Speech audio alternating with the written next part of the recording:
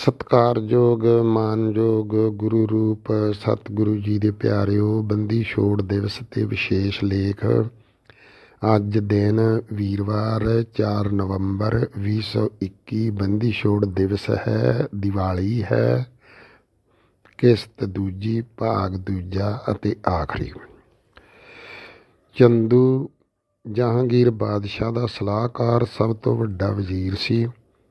ਚੰਦੂ ਨੇ ਜਿਸ ਮੰਤਵ ਲਈ ਜਹਾਂਗੀਰ ਕੋਲ ਸ਼ਿਕਾਇਤ ਕੀਤੀ ਸੀ, ਉਹ ਮੰਤਵ ਉਸ ਨੇ ਨਜੂਮੀ ਜੋਤਸ਼ੀ ਰਾਹੀਂ ਪੂਰਾ ਕਰ ਲਿਆ ਸੀ।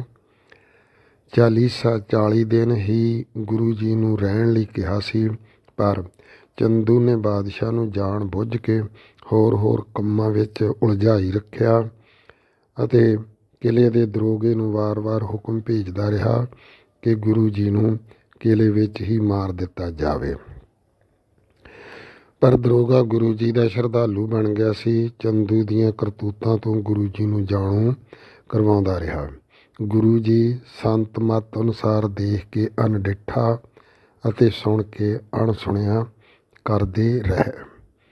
ਕਰੀਬ 5 ਮਹੀਨੇ ਬੀਤ ਗਏ। ਗੁਰੂ ਜੀ ਨੂੰ ਰਿਹਾ ਨਾ ਕੀਤਾ ਗਿਆ।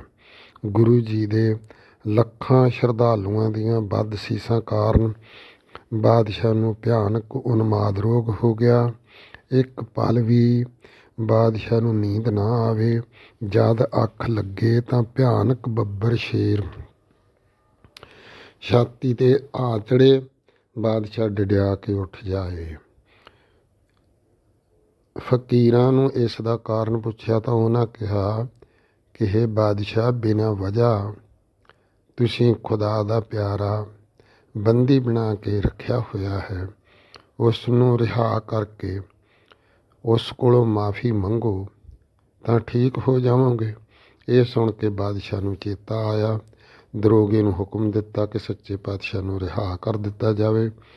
ਸਤਿਗੁਰਾਂ ਨੇ ਕਿਲ੍ਹੇ 'ਚੋਂ ਬਾਹਰ ਆਉਣ ਲਈ ਇਨਕਾਰ ਕਰ ਦਿੱਤਾ ਕਿ ਜਿੰਨਾ ਚਿਰ ਸ਼ਾਹੀ ਕੈਦੀ 52 ਰਾਜੇ ਰਿਹਾ ਨਹੀਂ ਕੀਤੇ ਜਾਂਦੇ, ਉਹਨਾਂ ਚਿਰ ਅਸੀਂ ਕਿਲ੍ਹੇ ਵਿੱਚ ਹੀ ਰਹਾਂਗੇ। ਬਾਦਸ਼ਾਹ ਨੇ ਕਿਹਾ, ਜਿੰਨੇ ਰਾਜੇ ਸੱਚੇ ਪਾਤਸ਼ਾਹ ਦਾ ਕੁੜਤਾ ਚੋਲਾ ਪਕੜ ਕੇ ਬਾਹਰ ਆ ਜਾਣ, ਉਹਨੇ ਛੱਡ ਦਿਓ। ਇਸੇ ਕਰਕੇ ਗੁਰੂ ਜੀ ਨੇ 52 ਕਲੀਆਂ ਵਾਲਾ ਕੁੜਤਾ ਚੋਲਾ ਸਵਾਇਆ ਤੇ 52 ਰਾਜਿਆਂ ਨੂੰ ਇੱਕ ਕਲੀ ਫੜਾ ਕੇ ਛੁਡਾ ਦਿੱਤੇ। ਉਸੇ ਦਿਨ ਤੋਂ ਗੁਰੂ ਜੀ ਦਾ ਨਾਮ ਬੰਦੀ ਛੋੜ ਪੈ ਗਿਆ। ਜਿਸ ਦਿਨ ਗੁਰੂ ਜੀ ਅੰਮ੍ਰਿਤਸਰ ਪਹੁੰਚੇ, ਉਸ ਦਿਨ ਦੀਵਾਲੀ ਸੀ।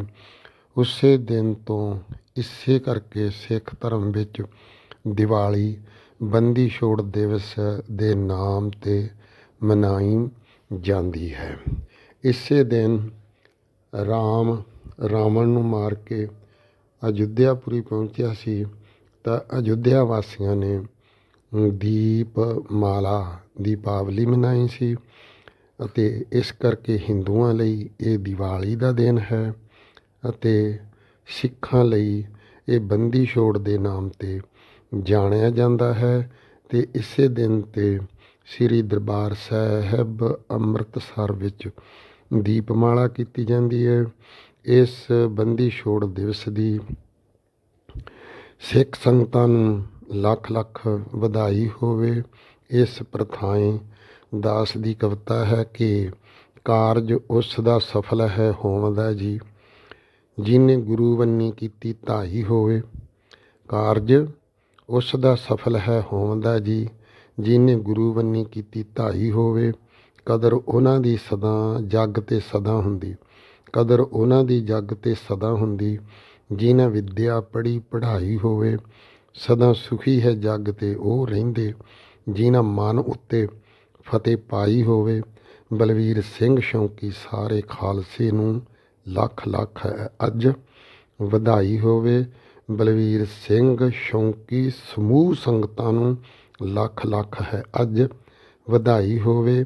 ਲੱਖ ਹੈ ਅੱਜ ਵਧਾਈ ਹੋਵੇ। ਜਦ ਗੁਰੂ ਜੀ ਕਿਲ੍ਹਾ ਗਵਾਲੀਅਰ 'ਚੋਂ ਰਿਹਾ ਹੋ ਕੇ ਬਾਦਸ਼ਾਹ ਕੋਲ ਪਹੁੰਚੇ ਤਾਂ ਬਾਦਸ਼ਾਹ ਨੇ ਮਾਫੀ ਮੰਗੀ। ਉਸ ਤੋਂ ਉਪਰੰਤ ਸਤਿਗੁਰੂ ਜੀ ਦੇ ਕੋਲ ਉਸ ਸਮੇਂ ਅਸਲੀ ਮਣਕਿਆਂ ਦੀ ਮਾਲਾ ਦੇਖ ਕੇ ਉਸ ਮਾਲਾ ਵਿੱਚੋਂ ਬਾਦਸ਼ਾਹ ਨੇ ਇੱਕ ਮਣਕਾ ਮੰਗ ਲਿਆ ਕਿ ਮੈਂ ਆਪਣੀ ਤਸਬੀਹ ਵਿੱਚ ਮੇਰੂ ਬਣਾ ਕੇ ਤੁਹਾਡੀ ਯਾਦ ਵਿੱਚ ਰੱਖੂੰਗਾ। ਸਤਿਗੁਰਾਂ ਕਿਹਾ, ਇੱਕ ਮਣਕਾ ਕੀ, ਇਸ ਦੇ ਨਾਲ ਦੀ ਮਾਲਾ ਸਾਡੇ ਪਿਤਾ ਵਾਲੇ ਤੁਹਾਡੇ ਵਜ਼ੀਰ ਚੰਦੂ ਕੋਲ ਹੈ, ਉਹ ਲੈ ਕੇ ਸਾਰੀ ਦੀ ਸਾਰੀ ਰੱਖ ਲਵੋ। ਬਾਦਸ਼ਾਹ ਨੇ ਚੰਦੂ ਤੋਂ ਮਾਲਾ ਮੰਗੀ ਤਾਂ ਉਹ ਸਾਫ਼ ਮੁੱਕਰ ਗਿਆ ਕਿ ਮੇਰੇ ਕੋਲ ਇਹਨਾਂ ਦੇ ਪਿਤਾ ਦੀ ਕੋਈ ਵੀ ਮਾਲਾ ਨਹੀਂ ਹੈ। ਸਤਿਗੁਰਾਂ ਬਾਦਸ਼ਾਹ ਨੂੰ ਕਿਹਾ, ਫਲਾਣਾ ਨੰਬਰ ਕਮਰਾ ਹੈ ਅਤੇ ਉਸ ਕਮਰੇ ਵਿੱਚ ਫਲਾਣੇ ਰੰਗ ਦਾ ਟਰੰਕ ਪਿਆ ਹੈ। ਉਸ ਟਰੰਕ ਵਿੱਚ ਸਾਡੇ ਪਿਤਾ ਜੀ ਦੀ ਮਾਲਾ ਅਤੇ ਸਾਡੇ ਪਿਤਾ ਜੀ ਦੇ ਚੰਦੂ ਵੱਲੋਂ ਲਵਾਏ ਗਏ ਕੱਪੜੇ ਪਏ ਹਨ।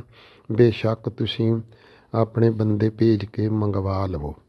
ਬਾਦਸ਼ਾਹ ਨੇ ਆਪਣੇ ਬੰਦੇ ਭੇਜ ਕੇ ਤਲਾਸ਼ੀ ਲਈ ਤਾਂ ਸਾਰਾ ਕੁਝ ਮਿਲ ਗਿਆ। ਚੰਦੂ ਭਰੇ ਦਰਬਾਰ ਵਿੱਚ ਝੂਠਾ ਹੋ ਗਿਆ। ਚੰਦੂ ਦੀਆਂ ਕਰਤੂਤਾਂ 'ਤੇ ਬਾਦਸ਼ਾਹ ਨੂੰ ਗੁੱਸਾ ਆ ਗਿਆ। ਬਾਦਸ਼ਾਹ ਨੇ ਸੱਚੇ ਪਾਤਸ਼ਾਹ ਨੂੰ ਕਿਹਾ ਕਿ ਚੰਦੂ ਝੂਠਾ ਹੈ ਅਤੇ ਤੁਹਾਡੇ ਪਿਤਾ ਦਾ ਕਾਤਲ ਹੈ। ਇਸ ਨੂੰ ਪਕੜ ਕੇ ਜੋ ਮਰਜ਼ੀ ਸਜ਼ਾ ਦਿਓ, ਇਹ ਤੁਹਾਡਾ ਮੁਜਰਮ ਹੈ। ਸਿੱਖਾਂ ਦੇ ਮਨ ਵਿੱਚ ਪੰਚਮ ਪਾਤਸ਼ਾਹ ਦੀ ਸ਼ਹੀਦੀ ਅਤੇ ਛੇਵੇਂ ਪਾਤਸ਼ਾਹ ਨੂੰ ਚਲੀਸੇ ਦੇ ਬਹਾਨੇ ਕੈਦ ਕਰਾਉਣ ਦਾ ਰੋਹ ਸੀ। ਹੁਕਮ ਹੁੰਦੇ ਸਾਰ ਸਿੱਖਾਂ ਨੇ ਚੰਦੂ ਨੂੰ 1 ਮਿੰਟ ਵਿੱਚ ਪਕੜ ਲਿਆ। ਸਤਿਗੁਰੂ ਜੀ ਤੋਂ ਦੂਰ ਲੈ ਗਏ ਕਿ ਗੁਰੂ ਜੀ ਤੋਂ ਮਾਫੀ ਮੰਗ ਕੇ ਬਚ ਨਾ ਜਾਵੇ। ਉਸੇ ਵੇਲੇ ਸੂਏ ਨਾਲ ਨੱਕ ਵਿੱਚ ਨਕੇਲ ਪਾ ਲਈ। ਦਿੱਲੀ ਤੋਂ ਗੁਰੂ ਜੀ ਪਹਿਲੇ ਅੰਮ੍ਰਿਤਸਰ ਆਏ, ਫਿਰ ਲਾਹੌਰ ਨੂੰ ਚੱਲ ਪਏ। ਲਾਹੌਰ ਵਿੱਚ ਜਾ ਕੇ ਸਿੱਖਾਂ ਨੇ ਚੰਦੂ ਦੇ ਹੱਥ ਵਿੱਚ ਠੂਠਾ ਦੇ ਕੇ ਮੰਗਣ ਘਰ ਘਰ ਵਿੱਚ, ਗਲੀ ਗਲੀ ਵਿੱਚ, ਬਾਜ਼ਾਰ ਵਿੱਚ ਫੇਰਿਆ। ਜਦ ਮੰਗਦਾ ਚੰਦੂ ਉਸ ਭੜਪੂੰਜੇ ਦੀ ਹੱਟੀ 'ਤੇ ਪਹੁੰਚਿਆ ਤਾਂ ਚੰਦੂ ਨੂੰ ਦੇਖ ਕੇ ਭੜਪੂੰਜੇ ਨੂੰ ਇੰਨਾ ਕ੍ਰੋਧ ਆਇਆ ਕਿ ਉਸ ਨੇ ਕ੍ਰੋਧ ਨਾਲ ਉਹ ਕੜਛਾ, ਜਿਸ ਕੜਛੇ ਨਾਲ ਪੰਚਮ ਗੁਰੂ ਜੀ ਦੇ ਸਿਰ ਉੱਤੇ ਤੱਤੀ ਰੇਤਾ ਕਰਵਾ ਕੇ ਪਵਾਉਂਦਾ ਸੀ, ਮਾਰਿਆ ਤਾਂ ਚੰਦੂ ਮਰ ਗਿਆ।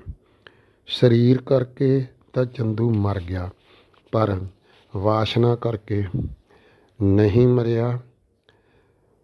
ਵਾਸ਼ਨਾ ਕਾਰਨ ਚੰਦੂ ਨੇ ਰਾਜਾ ਦੀਪ ਚੰਦ ਦੇ ਘਰ ਸ਼ਹਿਰ ਬਿਲਾਸਪੁਰ ਰਿਆਸਤ ਕਲੂਰ 'ਚ ਭੀਮਾ ਅਵਤਾਰ ਦੇ ਰੂਪ 'ਚ ਜਨਮ ਲਿਆ ਅਤੇ ਕੰਸ ਨੇ ਜਹਾਂਗੀਰ ਬਾਦਸ਼ਾਹ ਦੇ ਪੋਤਰੇ ਦੇ ਰੂਪ 'ਚ ਸ਼ਾਹਜਹਾਨ ਦੇ ਘਰ ਔਰੰਗਜ਼ੇਬ ਦੇ ਨਾਮ 'ਤੇ ਜਨਮ ਲਿਆ।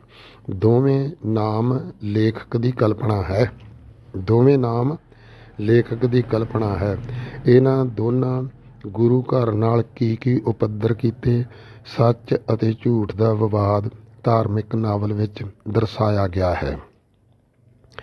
ਇਸ ਨਾਵਲ ਦਾ ਲੇਖਕ ਹੈ ਬਲਵੀਰ ਸਿੰਘ ਸ਼ੌਂਕੀ। ਹੁਣ ਇਸ ਪ੍ਰਥਾਏ ਕਵਿਤਾ ਸੁਣੋ ਕਿ ਪਰਮਾਤਮਾ ਨੇ ਬੁਰਾਈ ਤੇ ਭਲਾਈ, ਔਰਤ ਅਤੇ ਮਰਦ, ਦਿਨ ਅਤੇ ਰਾਤ, ਸਭ ਚੀਜ਼ਾਂ ਦੋ ਬਣਾਈਆਂ ਹਨ। ਇਹਨਾਂ ਦੋ 'ਤੇ ਕਵਿਤਾ ਹੈ।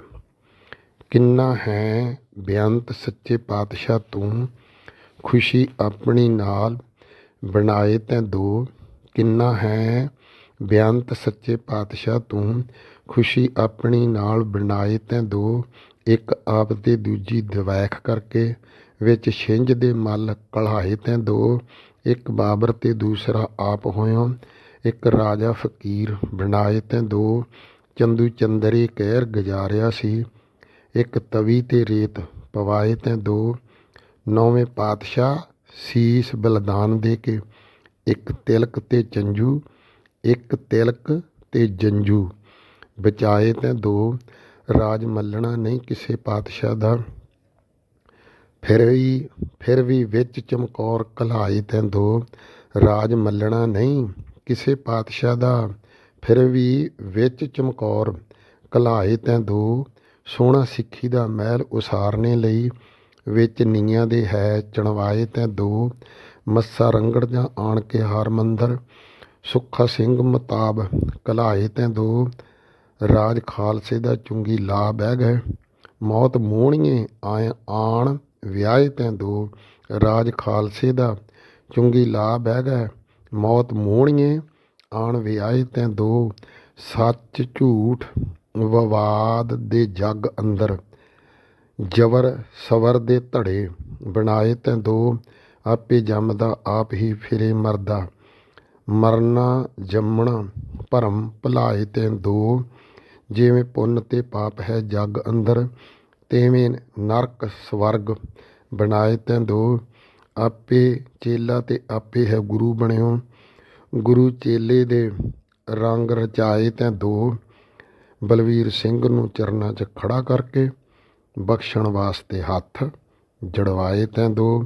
ਬਲਵੀਰ ਸਿੰਘ ਨੂੰ ਚਰਨਾਂ 'ਚ ਖੜਾ ਕਰਕੇ ਬਖਸ਼ਣ ਵਾਸਤੇ ਹੱਥ ਜੜਵਾਏ ਤੈਂ ਦੋ। ਸਾਧ ਸੰਗਤ ਜੀ, ਅੱਜ ਦੇ ਬੰਦੀ ਛੋੜ ਦਿਵਸ ਦੀਆਂ ਸਮੂਹ ਮਨੁੱਖਾ ਜਾਤੀ ਨੂੰ ਲੱਖ ਲੱਖ ਮੁਬਾਰਕਾਂ, ਵਧਾਈਆਂ ਹੋਣ। ਦਿਓ ਪਿਆਰ ਦਾ ਸਬੂਤ ਤੇ ਗੱਜ ਕੇ ਆਖੋ ਵਾਹਿਗੁਰੂ ਜੀ ਕਾ ਖਾਲਸਾ, ਵਾਹਿਗੁਰੂ ਜੀ ਕੀ ਫਤਿਹ।